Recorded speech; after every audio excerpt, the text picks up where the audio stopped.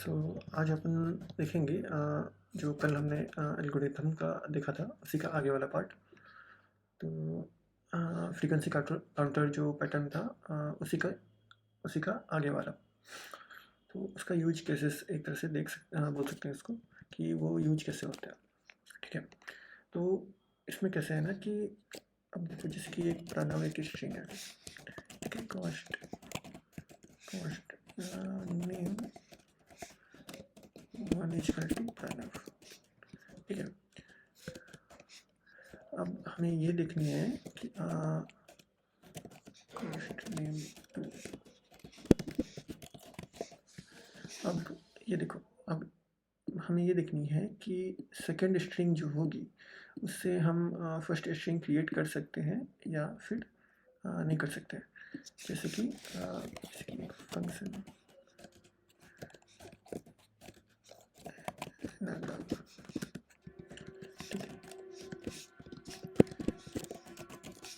जैसे कि ये एक स्ट्रिंग हो गई और ये मैंने बनाया। ठीक है, तो इसमें आप क्लियरली देख रहे हो कि पी एक बार आई, इधर भी पी एक बार आई, आर एक बार आई, एक बार यहाँ पे ए की फ्रीक्वेंसी यहाँ पे भी सेम है, यानी कि दोनों सेम है। ठीक है, अब अगर मैं इसके आगे कुछ स्ट्रिंग लगा दूँ और इसके आगे कुछ लगा दूँ, फिर भी ये बीच वाला पार्ट तो सेम है ना। तो हमें अभी यही टेस्ट करना है। ये सारे लोअर केस में होंगे, अभी फिलहाल के लिए लोअर केस का एक आइडियल केस लेते हैं। तो फिलहाल हमें इसमें ये देखना होगा कि अब इस वाले पूरे स्ट्रिंग के कैरेक्टर्स को लेकर के ये वाला वर्ड बनाया जा सकता है या नहीं बनाया जा सकता। करेक्ट, जैसे कि एक एग्जांपल और ले लेते हैं, एनाग्राम ए एन, इस टाइप से स्मॉल एग्जांपल एन ए। तो ये कंडीशन क्या होनी चाहिए, ये तो ट्रू होगी क्योंकि इसकी सारी वर्ड्स को यूज करके, यानी कि इसके अंदर की जितने भी वर्ड्स हैं वो सारे इसके कैरेक्टर्स हैं इसके अंदर की ए एन की, वो सारी कैरेक्टर्स इसके अंदर एग्जिस्ट कर रही है। ठीक है, बट इसके अंदर सारी कैरेक्टर्स एग्जिस्ट नहीं कर रही है क्योंकि ए तो 2 टाइम्स है, ए की फ्रीक्वेंसी 2 बार है, बट एन की फ्रीक्वेंसी 2 बार नहीं है। ये हमें बेनिफिट कब होगा, जब हमें एक ढूंढनी रहेगी कि कौन सा स्ट्रिंग कंटेंट, ये कंटेंट, जैसे कि ये देखो एप्पल मोबाइल ऐप, इस टाइप से बहुत सारी स्ट्रिंग की एरे हैं। ठीक है, तो इसमें आपको एक फाइंड करनी है कि ऐप, ठीक है, ऐप यानी कि ये वाली स्ट्रिंग फाइंड करनी है इसके अंदर, है ना, कि ये वाली स्ट्रिंग इनको यूज करके बनाया जा सकती है या नहीं, इनको यूज करके बनाया जा सकता है या नहीं, इनको यूज करके बनाया जा सकता है या नहीं। तो इस टाइप से जैसे कि मूवी में हम लोग बहुत सारी जगह देखते हैं कि कुछ ऐसा पैटर्न रहता है। ठीक है, तो सिंपली जस्ट एक नॉर्मल केस लेते हैं। तो अभी इसके अंदर हम क्या कर रहे हैं कि 2 स्ट्रिंग पास कर रहे हैं, फर्स्ट स्ट्रिंग और सेकेंड स्ट्रिंग। ठीक है, तो इसका भी नेम 2 वेरिएबल से ले लेते हैं, जैसे कि टेस्ट स्ट्रिंग 1, टेस्ट स्ट्रिंग 2। अब जैसे कि कल मैंने बताया था कि इसकी फ्रीक्वेंसी काउंट कैसे करते हैं।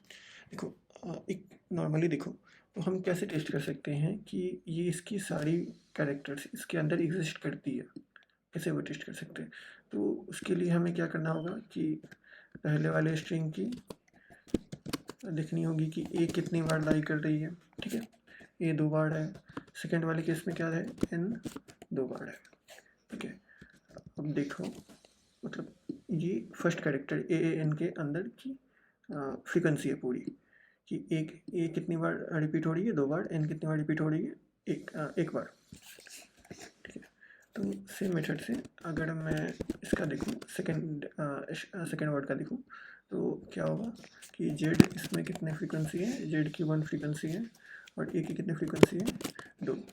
तो अब हमें क्या करना होगा कि इन दोनों को कंपेयर करना होगा कि इन दोनों को कंपेयर करना होगा, यानी कि फर्स्ट वर्ड को सेकेंड वर्ड के साथ कंपेयर करना होगा कि फर्स्ट वर्ड में जो भी एग्जिस्ट कर रही है, जैसे कि ए एग्जिस्ट कर रही है, ठीक है, तो ए सेकेंड वर्ड में देखो तो ए 2 टाइम्स आ रही है, यानी कि ये हमारी ट्रू हो गई, ठीक है। अब आते हैं फिर एन पे। एन की फ्रीक्वेंसी 1 है बट एन की फ्रीक्वेंसी यहाँ पे 0 है, तो इसीलिए ये क्या होगा कि ये इसकी एनाग्राम नहीं है, इसको एनाग्राम बोलते हैं। तो ये हमारी मतलब जो कंडीशन है उसको फुलफिल नहीं कर रही है, ठीक है, जो हमारी टेस्ट केस है। बट अगर आप इस केस में देखो, इस केस में देखो तो ये हमारी ए कितने टाइम्स है, 2 टाइम्स है, एन कितने टाइम्स है, 1 टाइम्स है, ये फर्स्ट के अंदर। और सेकंड के अंदर कितनी है, कैसी है, ए कितने टाइम्स है, 2 टाइम्स है, और एन कितने टाइम्स है, 1 टाइम्स है, यानी कि इसकी सारी मैच करेगी, a 2 times, a 2 times, n 2 times, n sorry n 1 times, n 1 times. यहाँ पे देखो तो a 2 times, a 2 times, n 1 times, यानी कि हम अगर इस टाइप से फ्रीक्वेंसी अगर सबकी निकाल लें दोनों वर्ड्स की, कि दोनों वर्ड्स के अंदर कैरेक्टर्स की फ्रीक्वेंसी निकाल लें, तो उससे हम ये पता कर सकते हैं कि जो फर्स्ट वर्ड है वो सेकंड वाले को यूज करके बनाया जा सकता है या नहीं बनाया जा सकता, सेकंड वाले वर्ड के कैरेक्टर्स को यूज करके बनाया जा सकता है या नहीं बनाया जा सकता, ठीक है। तो अब आते हैं कोड पे। तो कोड इसकी सिंपल है। अब इसमें देखो यूज केसेस 2 आ सकते हैं, देखो या एक तो कंडीशन, पहला कंडीशन ये होगा कि अब मान लो कि इसकी लेंथ, समझो कि इसकी लेंथ अगर मान लो कि पी ए एन है, तो अब ये आपको पहले ही पता चल जा रहा है, यानी कि ये कभी इसके अंदर लाई करेगा, नहीं करेगा, कभी नहीं करेगा। तो हमें क्या करना होगा कि फर्स्ट वाले की लेंथ सेकंड वाली लेंथ के साथ कंपेयर करनी होगी, कि फर्स्ट वाली लेंथ कैसी होनी चाहिए, हमेशा सेकंड वाली लेंथ से कम या फिर इक्वल टू रहेगी, तभी ये पॉसिबल है, करेक्ट। तो हम एक काम करते हैं, यहाँ पे एक कंडीशन लगा देते हैं कि test string 1 dot length should be less than equal to test string 2 dot length. तो इसमें क्या होगा कि console dot log result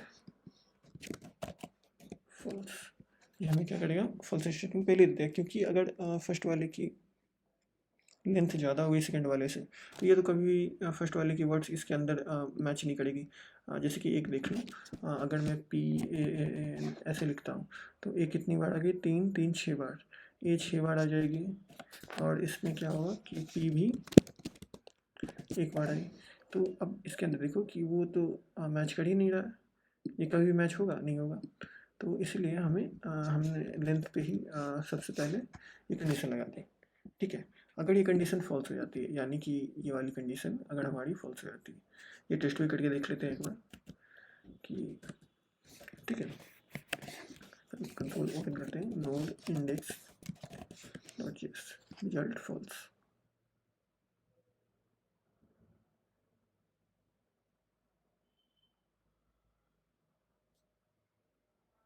okay, हमें ये उल्टा करना पड़ेगा, सॉरी, तब चेक करके ये होगा।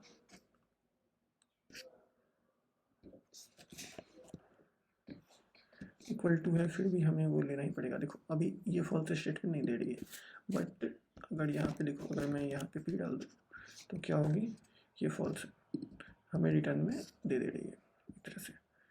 तो ये कंडीशन जब ट्रू होगी तो ये वाली कोड हमारी रन कर जाएगी, यानी कि हमें रिजल्ट फाइनली मिल ही जाएगा, आगे का कोड रन करने की ज़रूरत ही नहीं पड़ेगी। अगर ये कंडीशन फॉल्स रहती है, यानी कि पहले वाले स्ट्रिंग की, यानी कि इसकी लेंथ अगर इससे कम रहती है, तो हमारी नीचे वाली कोड रन करेगी। नीचे वाली कोड में हमने क्या किया हुआ था कि एक ऑब्जेक्ट बना लेते हैं जिसके अंदर हम फ्रीक्वेंसी स्टोर करके रखेंगे, किसकी कितनी फ्रीक्वेंसी है, ठीक है।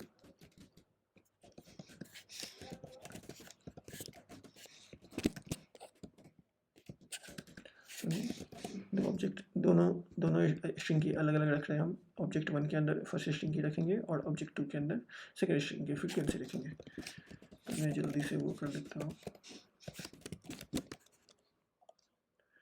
X test string 1 dot length, और यहाँ पे क्या होगा एक्स प्लस प्लस, ठीक है। और सेकेंड स्ट्रिंग के लिए भी बना ही लेता हूँ, that x equal to 0 x less than test string 2 dot length, तो क्या होगा एक्स प्लस प्लस, यानी कि एक्स इंक्रीज करेगा, वहाँ तक लूप में चला जाएगा।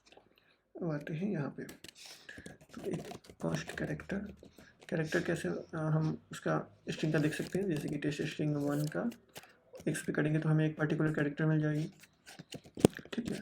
और अगर ऑब्जेक्ट के अंदर वो कैरेक्टर एग्जिस्ट कर रही है तो क्या करनी होगी हमें, object 1 dot character plus 1 plus equal to 1, यानी कि जो पहले वाली वैल्यू होगी उसमें हम एक और ऐड कर देंगे।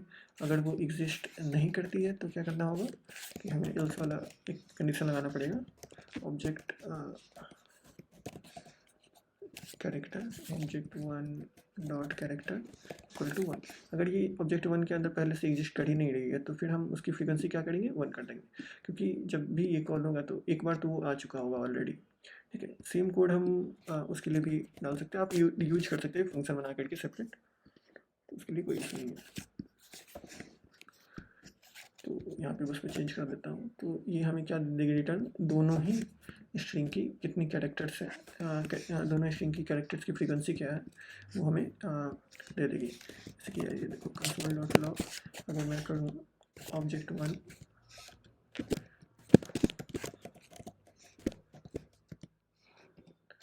और एक कर देता हूँ ऑब्जेक्ट 2, ठीक है। तो अगर मैं ये करूँ तो देखो यहाँ पे हमें फ्रीक्वेंसी दोनों वर्ड्स की मिल गई, ठीक है। अब हमें क्या करनी है कि फ्रीक्वेंसी कंपेयर करनी है कि अब ये वाले ऑब्जेक्ट के अंदर जो भी फ्रीक्वेंसी है वो इसके अंदर है या नहीं है। जैसे कि पी यहाँ पे है बट यहाँ पे नहीं है, ये 2 टाइम्स तो है, ये हमारी कंडीशन ट्रू है, ये कंडीशन क्या है ट्रू है, बट एक जगह पे जाकर के हमारी वर्ड्स नहीं मैच कर रही है, यानी कि पी इसके अंदर होना चाहिए। अगर मैं इसके अंदर पी डाल दूँ तो ये क्या होगा, सारी की सारी हमारी दोनों ऑब्जेक्ट सेम हो जाएगी, ठीक है। अब हो सकता है कि सेकेंड वाली स्ट्रिंग लेंथ ज़्यादा भी हो, ये कितना भी लेंथ का हो सकता है, बट इसके अंदर की सारी वर्ड्स इसके अंदर एग्जिस्ट कर रही है।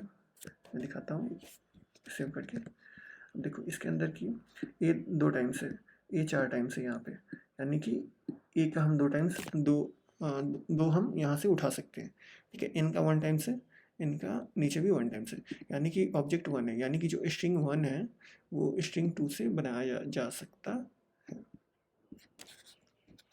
ठीक है।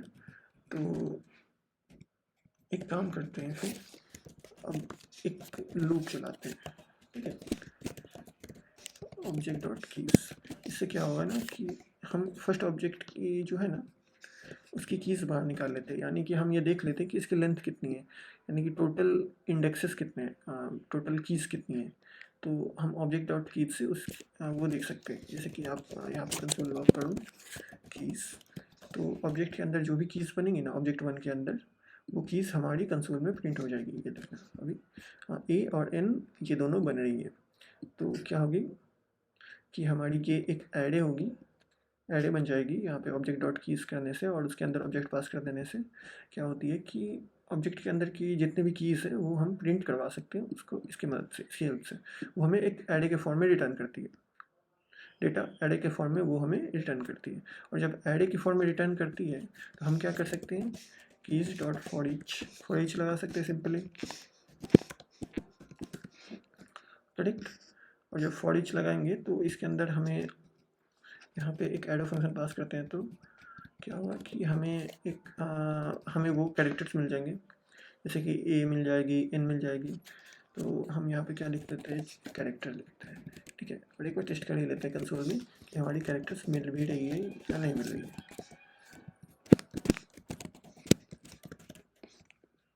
अब देखो यहाँ पे तो 4A 4N, यानी कि हमें दोनों कैरेक्टर्स मिल रहे हैं।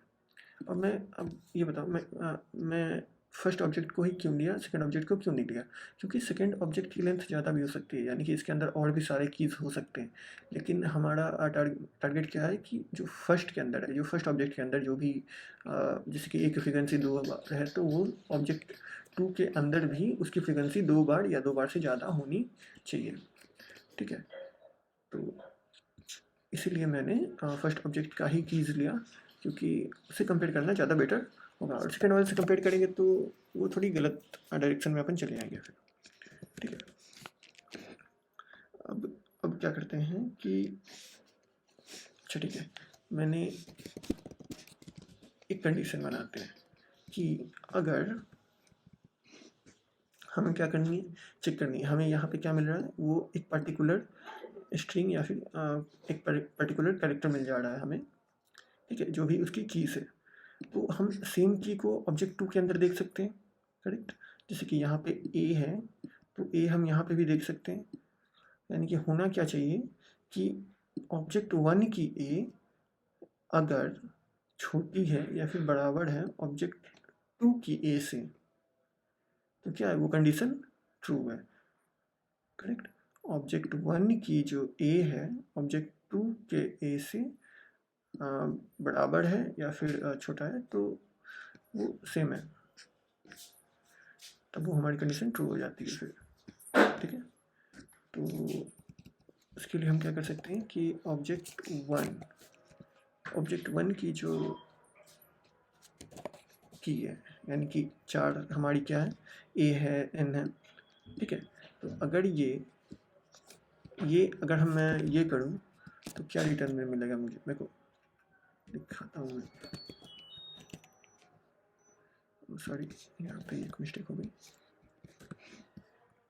तो ये हमें फ्रीक्वेंसी दे दे रही है, ए की 2 बार आई, एन एक बार आई। ठीक ना, तो उसी तरह से यहाँ पे भी हम वो लिख सकते हैं। तो अपन ये देख रहे हैं कि अगर ये 3 हो जाती है, मान लो कि एन अगर 2 हो जाती है और एन यहाँ पे 1 आती है, तो वो कैरेक्टर बनेगी, नहीं बनेगी। ठीक है, तो उसके लिए अपन क्या करते हैं कि एक वेरिएबल बना लेते हैं, लेट रिजल्ट इसके बाय डिफ़ॉल्ट ये ट्रू होगी। ठीक है, और हम यहाँ पे क्या करेंगे कि जो कंडीशन मैच नहीं करेंगी, तब हम क्या करेंगे, रिजल्ट को फॉल्स कर देंगे। Result is to false. अगर कंडीशन मैच नहीं करेगी तो कौन सी कंडीशन मैच नहीं करेगी, तो जैसे कि ए इजकल टू 2 है, यहाँ पे एन इजकल टू क्या है, 1 है। तो अगर ए इजकल टू यहाँ पे 1 आ जाती है, तो ये कंडीशन हमारी मैच नहीं करी है, तो उस केस में हम क्या करेंगे कि रिजल्ट को फॉल्स कर देंगे। अगर रिजल्ट यहाँ पे हमने फॉल्स कर दिया एक बार, तो वही फॉल्स का फॉल्स रिटर्न हो जाएगा, नहीं तो फिर वो ट्रू का ट्रू रह जाएगा, यानी कि हमारी कोई एरर्स नहीं आई, कोई केस हमारी फेल नहीं हुई इसके अंदर, मतलब। ठीक है, तो हम क्या करते हैं, ऑब्जेक्ट 2 कार, इससे क्या होगा, इसको मैं कंसोल लॉक करके दिखाता हूँ। ऑब्जेक्ट 2 के अंदर वो कैरेक्टर्स की क्या वैल्यू है। ठीक है, इसको सेव करें तो देखो, ये ऑब्जेक्ट 1 की कैरेक्टर की वैल्यू है, ये ऑब्जेक्ट 1 की कैरेक्टर की वैल्यू है, और ये ऑब्जेक्ट 2 की वैल्यू है। ठीक है, तो यहाँ पे आप देख रहे हो कि ये दोनों ही में ये छोटे हैं। ठीक है, बट अगर मैं यहाँ पे के डाल दूँ, ठीक है, मैंने क्या किया, यहाँ पे के डाला, तो क्या होगा कि के अब इसके अंदर डिफाइंड ही नहीं है। अभी देखो, तो के क्या हो रही है कि अनडिफाइंड आ रही है, तो के अनडिफाइंड आ रही है, यानी कि ऑब्जेक्ट 2 के अंदर वो वैल्यू एग्जिस्ट ही नहीं कर रही है। यहाँ पे देखो, तो ऑब्जेक्ट 2 के अंदर वो वैल्यू एग्जिस्ट ही नहीं कर रही है। ठीक है, तो हमें एक केस ये भी बनाना पड़ेगा कि अगर ऑब्जेक्ट 2 के अंदर वो एग्जिस्ट नहीं कर रही है, तो उस केस में भी वो फॉल्स होगी, है ना। तो अपन क्या करते हैं, नॉट ऑब्जेक्ट 2 करके, और रिजल्ट को क्या करते हैं, ये थोड़ा सा दिखे क्लियरली, ज़्यादा कम्प्लेक्स ना कोड इसलिए मैंने रखा, नहीं तो यहाँ पे एंड करके भी कर सकते हैं, या फिर यहाँ पे और करके कर सकते हैं। जैसे कि ये वाला केस देखो, हमने क्या किया, और ऑब्जेक्ट 2 चार्ट, तो इस केस में क्या होगी कि अगर वो डिफाइंड नहीं होगी, अगर ये वाली वैल्यू अगर ये अनडिफाइंड आती है, तो भी क्या होगा कि ये जो रिजल्ट है ना वो फॉल्स होगा। कि कंपेयर कब होगी, greater than, equal, greater than, smaller than, ये नंबर से नंबर कंपेयर होगी। ये स्ट्रिंग से अनडिफाइंड में कंपेयर करेंगे तो वो हमें वैसा भी एरर देगा, या फिर नॉन वैल्यू रिटर्न, मतलब वो वैलिड बुलियन नहीं रिटर्न करेगा, ये ट्रू है या फॉल्स है। ठीक है, अभी देखो तो अभी सही है। ठीक है, यहाँ पे अपन क्या कर रहे हैं कि अगर वो डिफाइंड नहीं है तो फॉल्स, जो हम चाह रहे थे वो हमें मिल गया यहाँ पे। अगर वो अनडिफाइंड है तो पहले ही से वो क्या अनडिफाइंड है या फिर फॉल्स है वैल्यू या फिर कुछ भी और भी आ जाती है तो क्या होगा कि ये फॉल्स हो जाएगा, सिंपल सा। यानी कि अगर इसके अंदर के एग्जिस्ट कर रही है टेस्ट टेस्टिंग 1 के अंदर, यानी कि फर्स्ट टेस्टिंग के अंदर के एग्जिस्ट कर रही है, सेकंड के अंदर के एग्जिस्ट नहीं करेगी, तो उस केस में क्या होगी, अगर हम ऐसे एक्सेस करेंगे तो वो क्या हमें रिटर्न में देगी, अनडिफाइंड वैल्यू रिटर्न में देगी, जैसे कि आप यहाँ पे हम देख सकते हैं। ठीक है, तो जब ये अनडिफाइंड होगी तो हमें एक उसका ही बनाना पड़ेगा ना, कि अगर वो अनडिफाइंड होती है तो भी वो फॉल्स हो जानी चाहिए, क्योंकि वो सेकंड के अंदर एग्जिस्ट ही नहीं कर रही है। ठीक है, अब मान लो कि 2 बार है यहाँ पे, ठीक है, लेकिन के 1 बार है यहाँ पे, तो उस केस में क्या होगा कि उस केस में तो डिफाइंड तो रहेगी वैल्यू, बट वो फॉल्स रहेगी। क्यों? क्योंकि के की फ्रीक्वेंसी यहाँ पे 2 है। हमारा टारगेट क्या है कि जो फर्स्ट वाली जो रो है उसकी फ्रीक्वेंसी हमेशा ही ज़्यादा रहनी चाहिए, तो सॉरी कम रहनी चाहिए सेकंड वाले रो से। तो इसमें मैच करो कि 2 कम है 4 से, ये कंडीशन हमारी ट्रू हो गई। ये कंडीशन क्या हो गई हमारी, ट्रू हो गई। ये कंडीशन क्या हुई हमारी, फॉल्स हो गई। इसीलिए हमें क्या फाइनल रिजल्ट मिला, फॉल्स। ठीक है, ये कोड थोड़ा सा लंबा हो गया, ये और ज़्यादा ऑप्टिमाइज हो सकता था। ठीक है, इसमें हम और केसेस ट्राई कर सकते हैं, जैसे कि ये अपन ट्राई करते हैं। तो इस केस में अपन को क्या मिलता है रिजल्ट, इस केस में भी क्या मिला अपन को, ट्रू। यानी कि जो प्रणव है इस स्ट्रिंग से बनाया जा सकता है, क्योंकि ये देखो बीच में आपको दिख रहा होगा प्रणव। अगर मैं इसको स्प्लिट भी कर दूँ तो फिर भी ये हमें वैलिड आंसर ही रिटर्न में देगा। क्यों? क्योंकि हम फ्रीक्वेंसी के बेस पे हम उसको काउंट कर रहे हैं, ना कि अरेंजमेंट के बेस पे कर रहे हैं। जैसे कि अब एक क्वेश्चन ये भी बन सकता है कि अगर प्रणव इसके अंदर एग्जिस्ट करती है, मतलब लगातार, जैसे बोलते हैं ना कंसिक्यूटिव या कुछ तो ही बोलते हैं, जो लगातार अगर एग्जिस्ट करेगी, यानी कि ये पूरा का पूरा वर्ड ही रहेगा, इसके बीच में कुछ भी नहीं रहेगा, तो होकर के ट्रू होनी चाहिए या फिर फॉल्स होनी चाहिए। तो उस केस पे भी आएंगे अपन, वो बाद में आएंगे। ठीक है, नेक्स्ट वीडियो में मैं उसी टाइप का केस बताऊंगा कि इसके अंदर एग्जिस्ट करेगी तो वो कैसे हम कंपेयर करेंगे। ठीक है, तो एक केस तो आपने ये वाला देख लिया, बाकी सारी चीज़ें कंसोल रिमूव कर सकते हैं आप। ये ऑब्जेक्ट डॉट कीज, इसका क्या यूज है ना, कि देखो अपन कंसोल में आते हैं एक बार,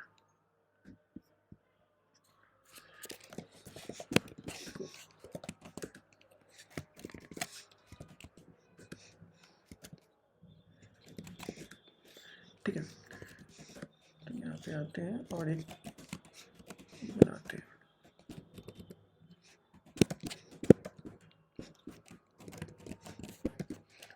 ठीक है, एक ये हो गई।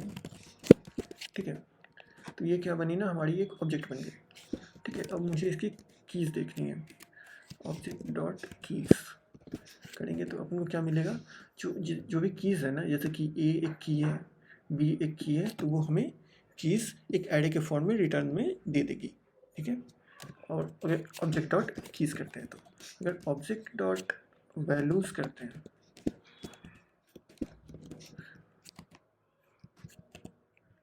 ऑब्जेक्ट डॉट वैल्यूज़ करते हैं तो हमारी वैल्यूज़ मिलेगी, यानी कि ये वाली वैल्यूज़, ये वाली वैल्यू, ये हमें एक एरे के फॉर्म में मिल जाएगी।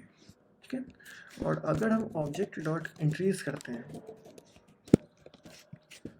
तो इसके अंदर हमें क्या होगा कि पूरी की पूरी ऑब्जेक्ट पास करनी होगी फिर से, और ये हमें क्या होगा कि वैल्यू पेयर एरे के फॉर्म में दे देगी, यानी ये एक 2 डायमेंशनल एरे बन गई। 2 डायमेंशनल वो अलग चीज़ है, बट ये इस टाइप से एरे बन जाएंगे और आप इसका यूज कर सकते हो। ठीक है, तो ये तीनों अच्छे खासे यूजेस हैं ऑब्जेक्ट के, जो ऑब्जेक्ट के अंदर की डेटा कीज़ कैसे फाइंड कर सकते हैं या फिर वैल्यूज़ कैसे फाइंड कर सकते हैं, तो हम इस तरीके से वो फाइंड कर सकते हैं। ये आपको जावास्क्रिप्ट टाइपस्क्रिप्ट दोनों में वैलिड रहेंगे। ठीक है, तो फालतू कोड्स को रिमूव कर देते हैं, ये मैं डिस्क्रिप्शन में डाल दूंगा कोड्स। ठीक है, आप इसकी दूसरी मेथड्स भी हो सकते हैं, बट ये ठीक है अभी के लिए तो सीखने के लिए कि आप इसको जितना चाहो उतना ऑप्टिमाइज़ कर सकते हो। जैसे कि ये फॉर ईच फंक्शन, ये फॉर वाली फंक्शन है, दो बार मैंने लिखी है और दोनों सेम काम कर रही है। तो आप क्या कर सकते हो, ऊपर में एक फंक्शन बना सकते हो और सेम वैल्यू यहाँ पे असाइन कर दोगे और यहाँ पे असाइन कर दोगे फंक्शन को कॉल करके। ठीक है, तो इसको शॉर्ट बना सकते हो, बट यहाँ पे हमारा मेन मोटो था कि हमें सीखना था। ठीक है, तो रहने देते हैं। थैंक्स।